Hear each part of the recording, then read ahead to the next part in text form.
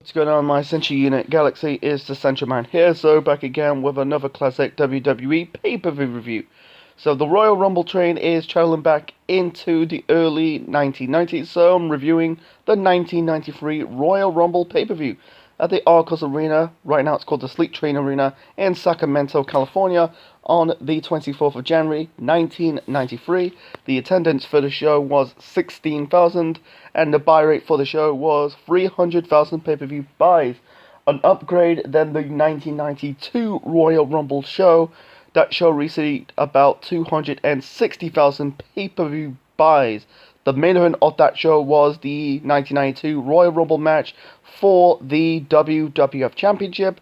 Ric Flair won the 1992 Royal Rumble match and become the new World Wrestling Federation champion, and also did the Tears in My Eye promo. So what's going on in 1993 for the World Wrestling Federation? So this show came off a few weeks after the WWF did their brand new show. That is Monday Night Raw. They stopped doing primetime wrestling. I think it was a new concept at the time. You know, it kind of expired what WCW do on Monday Nitro 2 years later in 1995 to kick off the Monday Night Wars. Without Monday Night Raw, really there will be no Nitro, there will be no Monday Night Wars.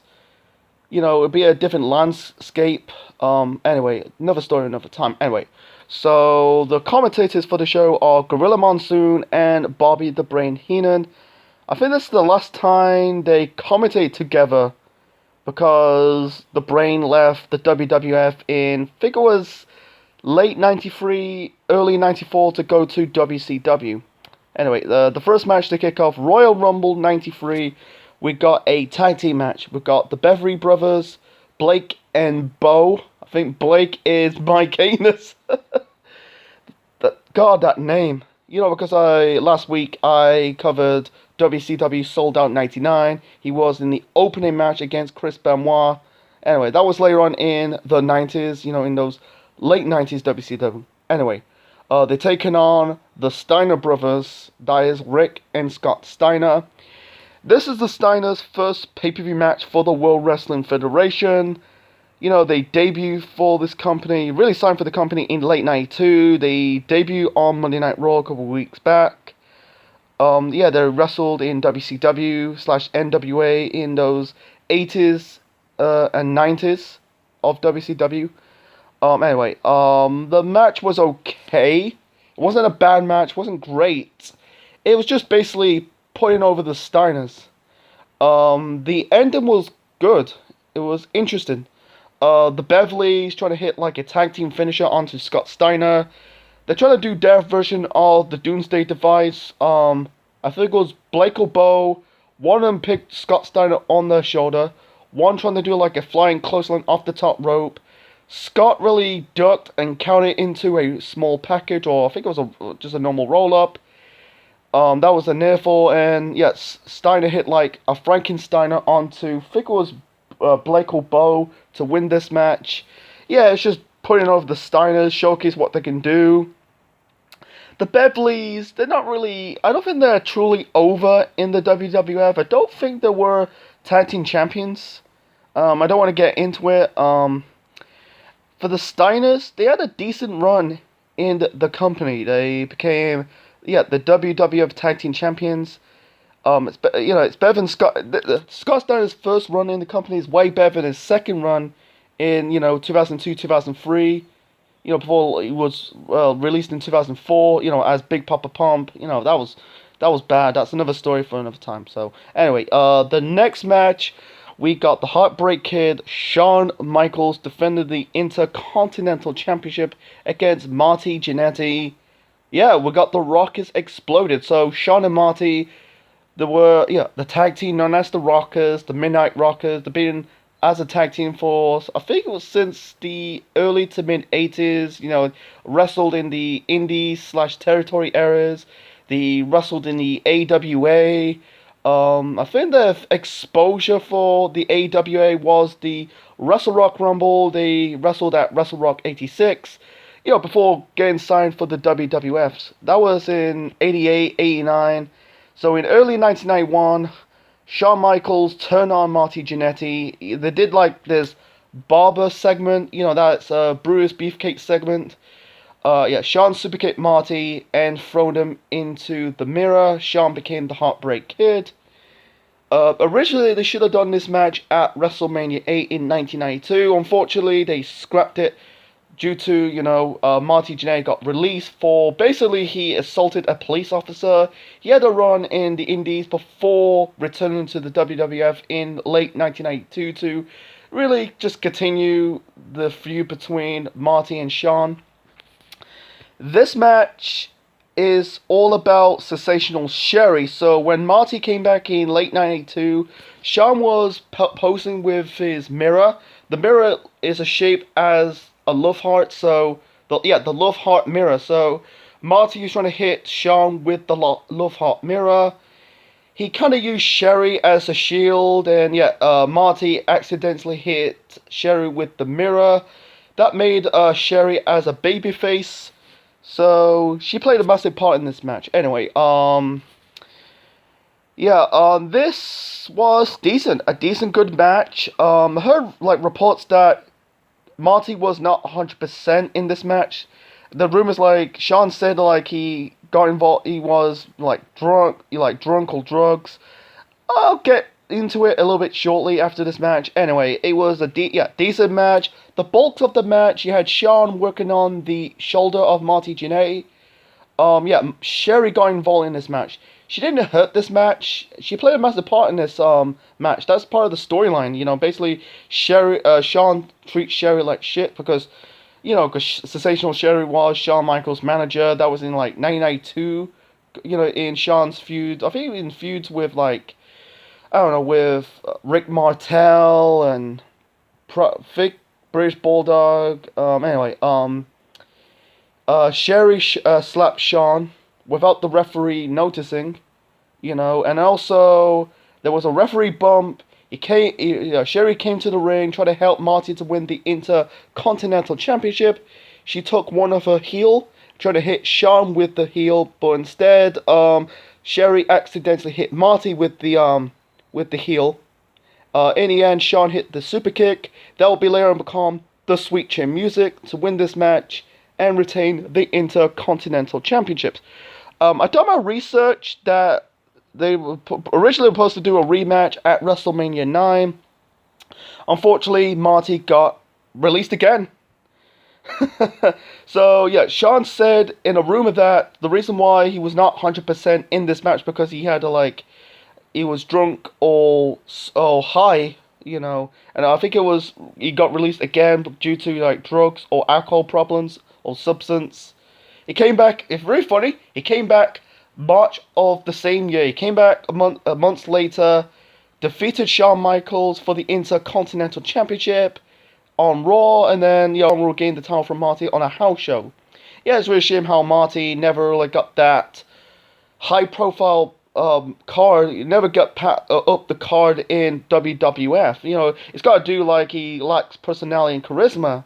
It's really funny, Shawn had a legendary career, become a 3-time WWF champion, former world champion, and also part D-Generation X, with Mai Jannetty. I think the reason why they keep firing him and hiring him, everyone knows Mai is a good wrestler. I don't want to get into it. It's just what might have been if Marty just stayed clean. He could. I don't think he'll probably be world champion. I don't think he'd be on the same level as Shawn Michaels, but I think he will probably be a good mid-carder. The next match, we got the Big Boss Man versus Bam Bam Bigelow. This is Bam Bam Bigelow's first match back in the company for years. The start of his second run with the WWF. His first one started in 1987. He quit after 1 year. He left in 1988. I think it was due to knee problems. He had a run in Japan, NWA/WCW before returning to the WWF. The match was okay. It wasn't terrible, but it wasn't fantastic. It's similar to the opening match earlier in the show between the Beverleys and the Steiners. It was just basically getting the Steiners over. Yeah, this match is basically getting Bam Bam Bigelow over. In the end, Bam Bam Bigelow hit the diving headbutt onto the Big Boss Man to win this match. And this was the Big Boss Man's final pay-per-view match in his first run with the WWF. He left the company later on in 1993. I think he also, because Jim Cornette, according to one of his interviews, that the reason why Bossman left because he worried about Vince, because Vince this is before Vince would be in court due to steroids allegation. I'll talk about it a little bit shortly. So that's according to Jim Cornette's side, but yeah, he left the company. He had to run a little bit in the Indies before going back to WCW.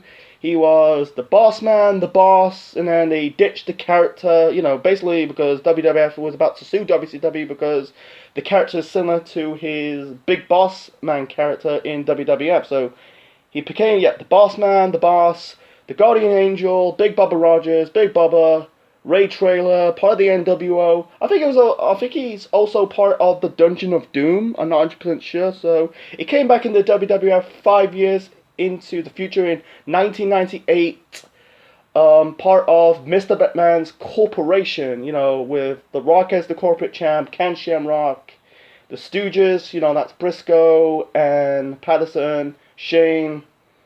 That'll be in the Attitude Era. That was the end of Bossman's first run with the company. I think it was 87, 88, about. He's been in the company for 5 years, part of the Twin Towers. And he was a babyface. He returned as a heel in later years. So moving on to the next match. The next match, we got Bret Hart taking on Razor Ramon.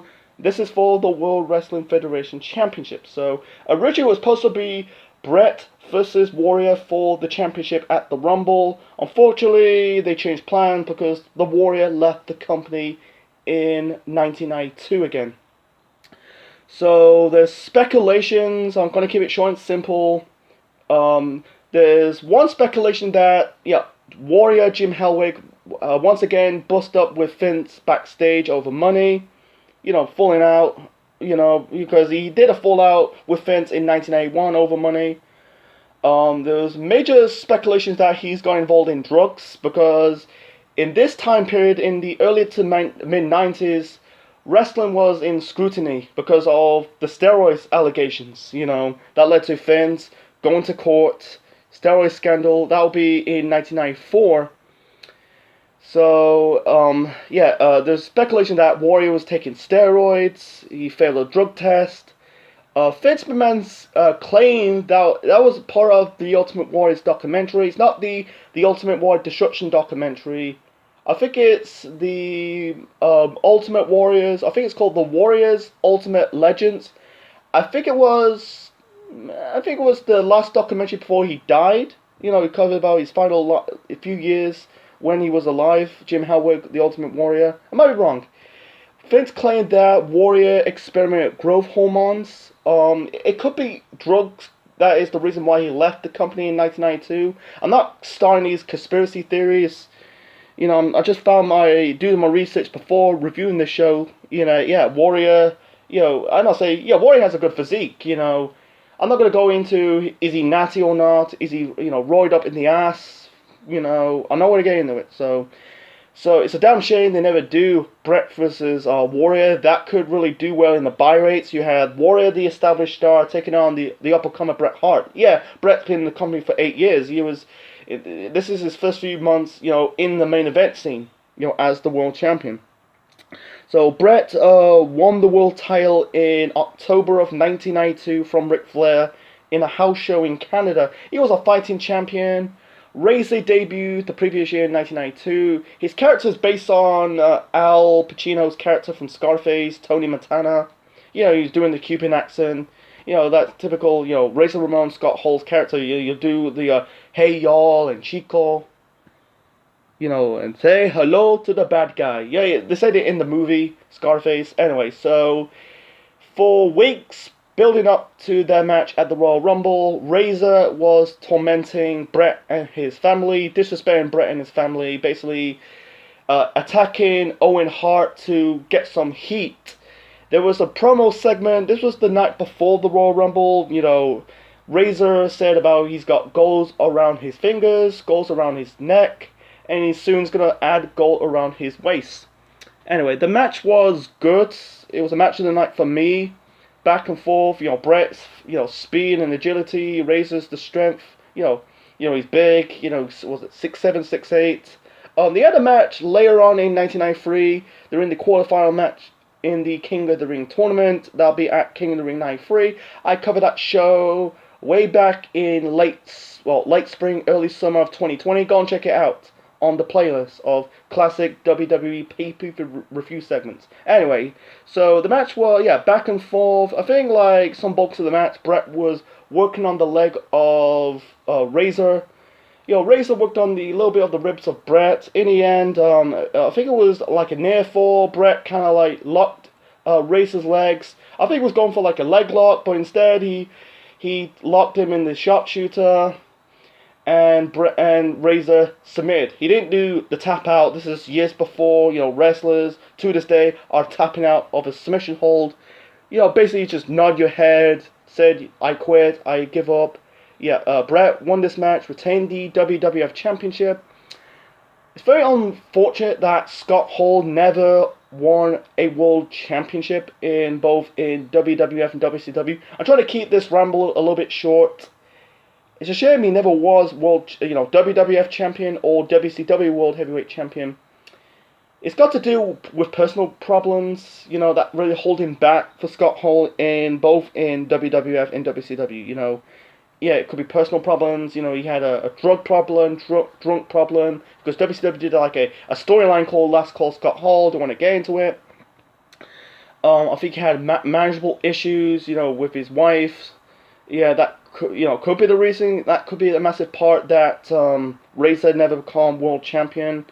Or it could be due to, I think it's got to do to his age. He's not that young. Using his in his 30s at the time. 37. Even if he was a little bit younger, maybe he could be, a world champion. It's just a shame. It's just a shame we're never seeing Scott Hall, being Razor Ramon or just Scott Hall as a world champion. Yeah, he was mid-card champion in both in WWF and WCW. IC champion, United States champion. Did he win the TV championship in WCW? Not 100% sure. Yeah, he was tag team champion alongside Kevin Nash, part of the Outsiders in his run, where they were doing the NWO. That was in 96. Rest of, 96, 97, 98. It's a shame. It's got to do with timing. If they put the belt on Razor Ramon, let me see if they pushed him in 1994. I think he could probably do well. They probably give him like a run with the world title. Probably, I don't think he'll hold it up for 1 year like Diesel will do. Probably like 4 to 5 months, and then he will do some. He might do some good business. They probably, probably serves a purpose. At least like I don't really care about the run. How many months he'll be world champion. At least he'll be world champion. So that's the end of my rambling. So my spiel. So. Anyway, so before we get to the final match of the show, we got, really, you can call it as the most memorable segment on the show. We got the debut of Lex Luger as the Narcissist. So, Bobby Heenan introduced Lex Luger. He's wearing white. He's posing with a mirror. There was multiple different mirrors doing the bodybuilding posing, and that was it. And he did a promo. Don't want to get into it. So he debuted for the company. He left the company. He previously wrestled at WCW. He left WCW in 1992 after Super Brawl. He signed with Vince McMahon's WBF, the World Bodybuilding Federation. I think he was trying to compete in one of these shows. I think they did 2 shows in its history. Unfortunately, he got involved in a motorcycle accident. He unable to compete with the WBF, and by the time he recovered, the WBF was folded. I don't know, Vince is just basically picking fights with outside of pro wrestling. That's typical Vince is. He's picking the fights with the IFBB, fighting with Weeders. He did it years later, fighting with the NFL, with the XFL, on 2 separate occasions in 2001 and 2020, because, I don't understand. It's just Vince, he's fighting with the Weeders, the IFBB, and the, I almost say NXT, but the NFL, I don't want to get into it. So, and this was the start of Lex Luger's one and only run in the World Wrestling Federation. So, it started as the Narcissist, and then he became good old USA, Lex Express, Lex Luger, trying to put the eggs in the basket, trying to become the next Hulk Hogan, you know, feuding with Yokozuna, like body slam Yokozuna in the US Intrepid, and failed to put the world title on him at SummerSlam 93 and WrestleMania 10. Yeah, he won the Rumble alongside Brett. You know, another story for another time. And then we got this man and a woman dressing up like Julio Caesar and Cleopatra. They're trying to plug WrestleMania 9. They plugged the Caesar's Palace because Caesar's Palace was the host of WrestleMania 9. Why they did that, I don't want to get into it. It's just basically like, hey, let's plug Caesar's Palace. You know, talking about, I think they were talking about casinos and the swimming pools. Why the fuck they did that, I don't want to get into it. That was just filling time. It's more of a piss break time. I don't think the fans were booing. Yeah, they're booing Luger because I think the Narcissist gimmick it was getting over, but this was not. The fans were silent. No one gives a shit. You know, you could just say about 2 to 3 minutes or 5 minutes. It's just like interviews talking about the wrestlers who compete in the Royal Rumble match, to who are they going to win the Royal Rumble match. But instead, for this bullshit. Main event time, we got the 1993 Royal Rumble match. This is the first year that the winner of the Royal Rumble match will get a shot at the World Champion at WrestleMania. And they've been doing it ever since. So my thoughts on the 1993 Royal Rumble match.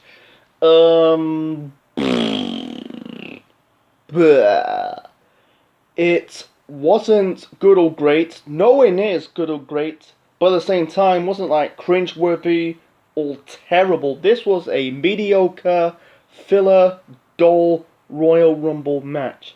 You got some good workers in this match, like Ric Flair, The Undertaker, Mr. Perfect, Randy Savage, Owen Hart. Tito Santana was good. You know, at the time he was doing the Al Matador gimmick.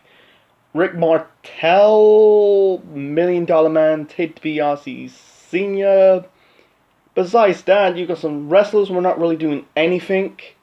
And also you got wrestlers with bad gimmicks, like the Berserker, Max Moon, Damien Demento, the Repo Man, that is formerly known as Demolition Smash, I think. One with the Tash. Yeah, oh my god, the talent pool at the time, you know, it's still kid friendly, but you know, it's very funny that, you know, in 1992, at the 1992 Royal Rumble match, you got some star power. You know, you got like Hogan, you had Savage, you had Robert, you had Piper, you had Flair, Perfect, Bulldog. You know, you got some star power, but Rick Rude. No, not Rick Rude. He was gone after that. So you had some star fucking power, you know, in the 1992 Royal Rumble match. Fast forward 93, barely. You know, you got some world champions at the time, former world champions like Ric Flair, who won the world championship in 1992 at the previous Royal Rumble match at the previous Royal Rumble pay-per-view.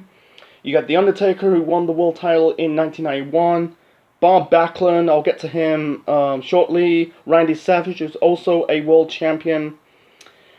Besides that, you got like wrestlers who were not really doing anything, like Virgil. It's shocked how Virgil was still in the company in 1993.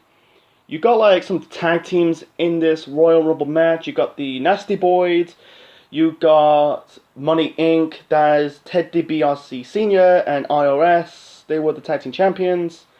You got the Head Shrinkers, you know, the future. They were formerly known as the Samoan SWAT team in WCW, and then with the Head Shrinkers in WWF. One of them is the future Rikishi. Besides that, yeah, this is a mediocre Royal Rumble match. Yes, Bob Backlund. This was a comeback story. Bob Backlund made his return in this show. He entered this match as number 2. Ric Flair's number 1 because he won the previous year's Royal Rumble match, won the world title on the same night. Backlund, you know, haven't been around since the 80s, the early 80s. You know, he wrestled in the 70s, early 80s. Former WWF champion. I think he was, you know, hold that title for 8 years until, I think it was late 83, dropped the title to the Iron Sheik. before Hogan won the title in early '84. That really kicked off the boom period, the first boom period of the company, the Rock and Roll Connection era, or the Golden Era, whatever you called it. You know, Backlund left the company in '84. It's a really shame that he never wrestled in the Golden Era of the WWF. You know, in those, you know, early to mid, really throughout the whole '80s and going into the '90s. I think he wrestled like the AWA, and then when the AWA went out of business, I think he kind of semi-retired, came back. He won't be a heel again until 1994, feuding with Bret Hart, winning another WWE Championship. Another story for another time. So he was the Iron Man in this match. He would last until the final three. You know, he entered number 2, lasted an hour. We got the debut of Giant Gonzalez. Holy motherfucking shit. He didn't compete in this match. He basically showed up, eliminated The Undertaker. Giant Gonzalez was formerly known as El Gigante in WCW. Attacked The Undertaker. This is sort of the rivalry of Giant Gonzalez versus The Undertaker. They had the match at WrestleMania 9 and the Rest in Peace match at SummerSlam the same year. We got like wrestlers who were not really signed for the WWF at the time. You got, what's it called, Genichiro Tenoru. You got Carlos Cabrera. Oh no, sorry, Carlos Colon. Sorry, Carlos Colon is the father of, you know, Primo, Carlito, Epico, and as your IRS. You know, he's the father of Bo and Bray Wyatt. You know, Bo. I don't know, Bo. You know, Bo is Bo Dallas, but you know what I'm saying. Catch my drift. So yeah, this was a mediocre Royal Rumble match. You had one story going into it. Actually, you had it's between Ric Flair and Mr. Perfect, who was in this match. Because they were, you know, basically the word, I'm not saying we're a tag team. They were the pairing up, and then the relationship broke down. I think Perfect was kind of like the consultant of Mr. Perfect or Ric Flair, and then they kind of like falling out. So this is their rivalry at the time, and Perfect eliminated Ric Flair, and this is Ric Flair's final WWF pay-per-view match and pay-per-view appearance for his first run in the company. The rumors that Ric Flair had his released, and I think the rumors that we're going to have Flair versus Perfect at WrestleMania 9. Yeah. Flair had his release in, so the next night on Raw, they did, you know, loser leaves WWF, Flair lost to Perfect the next night on Raw, and he went back to WCW. You won't see Ric Flair in the World Wrestling Federation for 8 years. The Raw after Survivor Series 2001, you know, the end of the Alliance, you know, the Invasion angle, and he became the co-owner with Vince McMahon. Another story for another time. Lawler was in this match. I think this is his first time was in the Royal Rumble match. He played a little bit in the 90s, and his last Royal Rumble match appearance will be in 2012. I think it was 2012. Anyway, he helped Perfect get eliminated. You know, they were brawling. So you had Yokozuna, who debuted the previous year in 1992. He was kind of like I hate to say MVP. He was kind of like being like this monster. He eliminates 7 opponents in that Royal Rumble match. Yeah, the Iron Man was Bob Backlund. You know, lasted about an hour. Got eliminated by Yokozuna. So yeah, the final 2 was Randy Savage and Yokozuna. The ending was dumb. It was dumb. So basically, reports that, you know, Yokozuna is winded because of his weight. I think he was about 400. He's not 500 pounds. He'd be way bigger in the mid-90s, but like 95, 96. But in 1993, he was about 380, going into +/400 mark.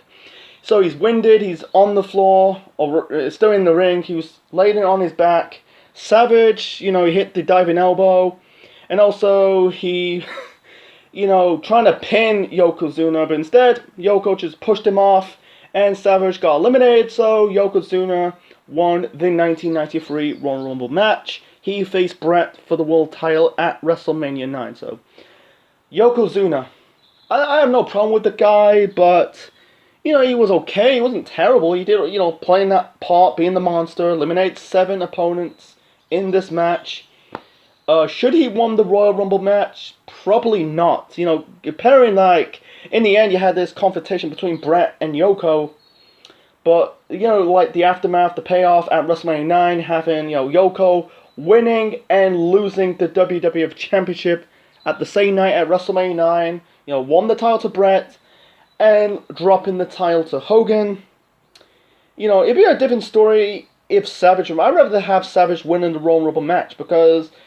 he's been there for years. He's been there since 1985. He was an established star. The rumors that, it was typical Vince. Vince said the rumors that the reason why Savage lost this match because some proclaimed that Savage is not a draw anymore because he's too old. That is a load of bullshit. Because Savage was, he was a year older than Hogan, but Ric Flair was older.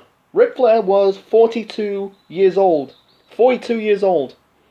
He won the world title at the age of 41.